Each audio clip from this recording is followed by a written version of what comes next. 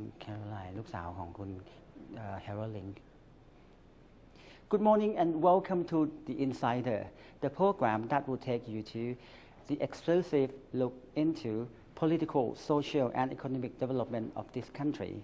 I am Major General Virachon Sukhon This week I'm still at the Dr. Gerhard Ling building, home of Pilgrim, and I am here with Mr. Harold Ling, the chairman of the company. Last week we discussed about the history, and this week we will talk to him, discuss with him about the future of this country, the future of Pilgrim. So let's join me with the conversation with Kun Ling. And I think a great thing about Thailand is, if you talk about economy, is that Thailand can stand on so many feet. So we have very thriving agricultural sector, food for the world. We have a fantastic tourism industry, and we have great industry. Now, one reason why industries like to come to Thailand is because of the really good industrial parks. So we started in Amata Industrial Park, joined with them, and we built a power plant to supply both to the government and to over 100 factories in this industrial plant. And I tell them all the time, Thai people can have the same standard and the same achievements as anybody else in the whole world. This week we still at the Dr. Gerhard Ling building, home of Pilgrim, and with me this morning, Mr. Harold Ling or Kun Ling, chairman of Pilgrim. So this week, I'd like to talk to you about the economic policy of the current government. The government now introduced a lot of projects in order to move the country forward, particularly in the area of economy. For example, the Prime Minister introduced the special economic zone along the border between Thailand and neighbors countries. What is your opinion on this special economic zone? As I mentioned earlier, I think one of Thailand's great advantages are the industrial parks. So you get all the industries in one location where you get really good infrastructure for them with water treatment, with electricity, telecommunication, all kinds of amenities. So it's much easier to administer. So special economic zone goes into the same direction. Sorry, just want to clarify here that the Prime Minister said that it will not be just like the economic, it's the industrial estate. It will be a cluster business where you can have the service sectors, hospitality sectors, industrial sectors in that area. Yes. It would be like living area, entertaining area, for example, something like that. It's like a cluster of business in the province nearby the border of Thailand. Yes, yeah. So if you look at some of the industrial parks, they try to create that like a modern city living. So when you put it all into one area, it's much easier to provide all the services and the infrastructure, and so it's more likely to attract people to go there. Also, you can give incentives what you would like to give to attract people to go there easier because you say that it's in this zone. Now, I think what goes hand in hand is the other infrastructure development, which is the train system and the road system, which I think is also the plan. And we can see in Germany, we first had the division between Eastern Europe and Western Europe. Yes. So there were many good north-south connections, same as here in Thailand and on this region, but very little east-west to the Eastern European part.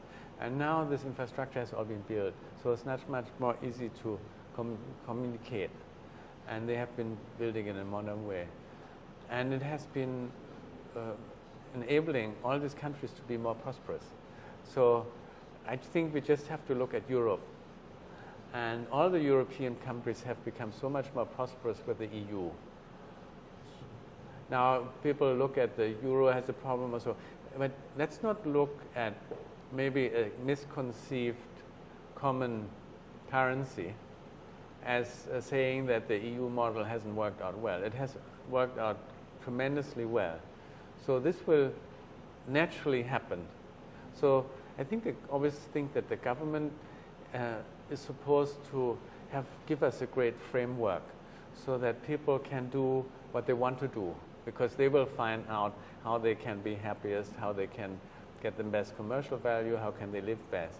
So if we have good roads, we have good railways, we have the economic zones, we have a good system of government, and especially nowadays what I like to stress, we have a good system of education, then we will really prosper.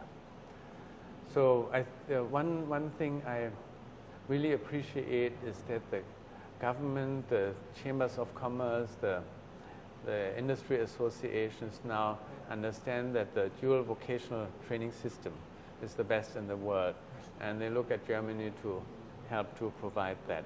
And I read that the Ministry of Education is looking at having half of all the vocational students going to the dual system. And I know also that the Prime Minister is very supportive of it, or the Yes. education unit. So I think this is exactly the right way, and this is one of my personal greatest wishes. And I've been working on that for many years now to try to support to make that happen. And the best example, I think, is the Chitlada Vocational School, where this has been happening for Her Royal Highness Prince Mahachakri Sirinthorn for many years. If we can do that and bring that also into the rural areas where already some of the really good universities are, then this concept should work out really well. So education, these special economic zones, also have to see where do we get the people from, what are their educational backgrounds. Yes. So we need to have that go hand in hand. So all the better. So if we have especially good education system in these zones, then people are also happy to go, because you want to have the well-educated, both workforce, but you also want to live in a well-educated environment where there's mutual understanding. So what you have said is exactly what this government want to see happen in Thailand, particularly education. The Prime Minister encouraged people to rethink about their education instead of going to the university and graduated with the degree. He encouraged people to take a look at the other direction, for example, to vocational training college, for example, that would allow people to be able to work, to find jobs, not to be unemployed. Because right now Thailand needs the skilled labor at the moment. So therefore, I heard that there are a close cooperation between Thailand and Germany in terms of education, cooperation on education, particularly the dual system on vocational study or training.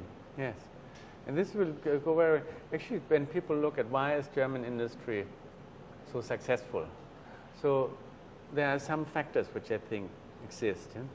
One factor is you have entrepreneurs in many different parts of the country who will build their factories there. Then you have highly educated engineers who don't go out at night, but they're still interested in reading and becoming better engineers. And you have this fantastically qualified workforce who went through 3-4 years of vocational training. So this thing combined gives the basis. The other part is also, I think, it's a little bit different Germans, Swiss, Finnish, or Swedish, or so to some other nations, is when people work, they work. But then they have lots of holidays, and then they go home, they do their own thing in their gardens. But while they're at work, they work. And I think if people, when they work, have that attitude, while we work this time, then you get really high productivity. You don't have to have that many hours. You just, when you work, you work. When you work, you don't think that I play, or I do internet, I do all kinds of things, which many nations do when we work. And I think Thai people are 100% capable and willing to do so. We see it in our power plants. They're exactly like that. So they have a happy family life. They have their own life outside work, but when they work, they work. Well, talking about the government indeed, many ask the question about what direction Thailand is moving to regarding being full democracy or not, something like that. And I asked the deputy government spokesperson, have explained to many people, particularly the international media, on the situation in Thailand that this is temporary situation in Thailand, and we are not moving away from the core value of democracy. But what we are doing is we are trying to restore the fully functioning democracy in Thailand, and this has been a lot of many people asking this kind of question lately. So, in your opinion, this kind of thing, this kind of advice from outsider, that Thailand should be moving to that direction, moving to this direction, should do this, should do that, and try to say that this is what Thailand should be, and try to apply the concept of one size fits all for Thailand. What is your opinion on that? I think what's important is trying to understand each other. So when we look at foreign governments, they have two audiences. One is their audience at home, so they always have to portray a certain picture of what they think is right. And the other is how they interact with us, or how they want us to proceed or so. So, of course, when you talk to democratically elected leaders, they think, and their system works, and they think their system is the best. Actually, for me, the best democratic system is in Switzerland, but they have been doing that for 800 years. And I think it's a much superior system than we have in Germany. Germany also works, but Germany found its own way. You have to also, Germany also has to see, we went through kind of many phases until we're here. And I mentioned before, I think the constitutional monarchy system works really well in all countries where it's applied. So I have also full understanding for all the politicians in Thailand who want to give their best and do their part. At the same time, we have to see that Thailand always comes back to democracy. So we have to see what kind of democracy. So personally, I love the Swiss democracy. Why do I love the Swiss democracy? Because every person is so fully accountable and so highly responsible. So they know that everybody has to try to do the best for the country.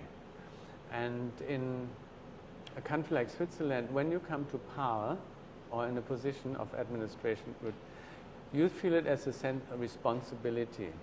You think, I have to now perform best and I have to forget my personal interest. But in many countries, it is not the case. So I would hope that in Thailand it goes in the direction that whoever has authority, whether it's on the village level, whether it's on the provincial level, whether it's in a sport association, whether it's in the government, that they have the best interests of the country in mind first, and their personal interest comes behind. If you are in a private capacity, then you can have your private things. But the moment is, like say, Satana is a public service, then you can only have the public service. That must come first. And I'm sure that one day we will get there. And I'm convinced that the current government is going into that direction to have that happen. But in Thailand, we know we are going to a democracy. And I would really wish that the EU would make this free trade agreement with Thailand, which would be for the benefit of the people of Europe and of the people of Thailand. And we should, I think, when we do something as a country, we should always look at the total population and not only as some principle from which we know that the direction of the country already going in that direction. So I'm convinced that Thailand will become a democracy soon again. So, Kuling, I also would like to share with you the stance of the government regarding, lately Thailand being, placed back to Tier 3. Yes. And lots of criticism has been made, but for us, for the Thai government, we have seen that every crisis there is an opportunity. Therefore, we take this as an opportunity for Thailand. All things that been pointed by the U.S. were taken into account. We would fix the problem according to what the U.S. suggests. And of course, what we are trying to look, what we are looking is the relationship between the two countries. We do not want this kind of thing to jeopardize the relationship between Thailand and the United States. This is one example that Thailand is now looking at the foreign affairs direction. We try to our best to honor the obligation to fulfill all commitment we have with the foreign country. This is the way that the Thai government thinking regarding the foreign policy at the moment. Therefore, we just want to send a message to our international community that this is a temporary situation in Thailand, and eventually Thailand would be moving back to where we were in the past, and of course we will have the mature democracy in Thailand. You have mentioned Switzerland. You admire the Swiss democracy. You have said that all people, are accountable, and of course you mentioned about rights and responsibility. This is where exactly this government want to lead the country or to move the country into that direction or that location. Yeah, I'm glad that you say that. I'm really, I think everybody will be glad to do that. And maybe, I think especially as a compassionate nation, we could not possibly allow the trade of people. We could not possibly allow improper fishing. And we could not possibly allow wildlife trading. Mm-hmm. I think maybe one of my major concerns in the moment is, can we save the tigers? And Thailand is one of the 4 or 5 only countries in the world that can do that. And I would really like to tell you as a member of the government, please save the Thai tigers. As Big Grim, we support the World Wildlife Fund to help save the tigers, and I really hope that you would put a great effort as a government to do that. And I know that the government's already trying that, but this is something where we can also show the world that when we have a world heritage, which the tigers are, we really look after them well. Mm-hmm. And I see the government is now trying to do all this, what you mentioned about that. And maybe it's for the current government easier than for democratically elected, because every process takes so much longer. Well, thank you so much, Kaling, from listening to what you have said. You've been caring so much about Thailand, about the Thai people. And also, I have learned that Big Grim, give back to Thai society, give back to Thai people a lot. Would you mind sharing with us about your project? So, Her Royal Highness Prince Mahachaukri Sirinthorn, she introduced the Little Scientist House project from Germany here, which makes small kindergarten children enjoy science in kindergarten, and that will go into school. So my daughter got strongly involved in that, and we try to support that, and we have a number of schools or kindergarten which we support. Then the Princess Mother's Charity Fund, in which my aunt and my uncle were co-founders, we give nursing sponsorships. So we tried scholarships, so they will remember Her Royal Highness for all she did for Thailand, and they become really good and responsible nurses. So that's what we like to do. The vocational training is really something that I also personally have been doing for many years, because in the beginning it was practically impossible to have the system in Thailand. Mm-hmm. So Princess Sirinthorn set up her own school, the Chilada School or the Royal School, and then it was difficult for a company to have somebody to train and send him to the vocational school. But fortunately, one of the former governments, they opened the way to do that, and now that is possible, and we have dedicated one of our senior management, who's the president of the German Thai Chamber of Commerce, in cooperation with the Thai chambers and so on, to promote that system. So now there are many more companies coming into that system, and I think that will be a snowball and will continue. We do a lot, I think, for classical music, because when I came to Thailand, there was practically no classical music, European classical music.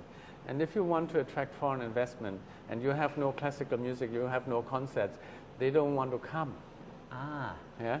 There's some things that you have to have. You have to have international school, you have to be able to buy bread, you have to have the BTS system, You have to have concert and music. Otherwise, they think this is not a country where they have a normal life. Okay. And you see nowadays, everybody loves to be in Thailand. People don't want to leave because everything you have this. And this is culture is part of what you need. So sport, we do a lot for the equestrian. Thailand, there are not many countries in the world. Actually, I think we are top 25 with international events. We highly respected in this region. We send riders to the Olympic Games, to the Asian Games, and one very prominent Thai businessman told me that, why do you think is China promoting the riding sport so much? I said, I don't know. He said, because it shows that they're a civilized country. And that is a Chinese person who said that. So we are quite advanced in equestrian, and at least we are highly respected and people notice us. So I think this also is good for the Thai image. And recently we were asked about whether we can support tiger protection, and I wasn't aware that is in such a danger. And I think this is something we can really do more. So then we do have environment issues, and what we really try to do is, where in whichever community we are, we try to have a happy relationship with them and see whatever we can to promote that community to prosper. Indeed, you have done so many things in Thailand for the Thai people. And of course, 137 years, you have so many experience. Big Grim have many experience. And I believe that there would be some information that perhaps can be your message to the Thai people. What would that be? I think what Thai people really understand well is that happiness is really important, and that Thai people are so generous to foreigners living in Thailand. I want actually tell the Thai people that every Thai can be just as good as the best anywhere in the world. It's just if we put our heart to it, and we work with dedication, and we work with good cooperation, and try to enjoy learning, and try to enjoy working. Look at work as being something fulfilling, and do something we're strong and we like. I think Thailand can go wherever we want to go. There's no limit. Well, thank you so much for everything. Thank you so much for spending your time 2 weeks with us. And of course, from listening to Kun Link, everything that he shared with us is from the family experience and his own experience that I believe is valuable for the Thai people and the foreigner. He assured everyone who viewed this program about stability in Thailand. He told the Thai people to be patient. He told the Thai people about the future of this country, about the future of the new generation in this country. This is the good thing, that he, a Thai citizen who come from somewhere far away, value everything we have in our country. I think this is one of the wonderful lessons and that wonderful time that Kun Ling have shared with us. Thank you once again. Thank you very much, Kun Ling, for joining us. Thank you. Thank you for having me. Thank you.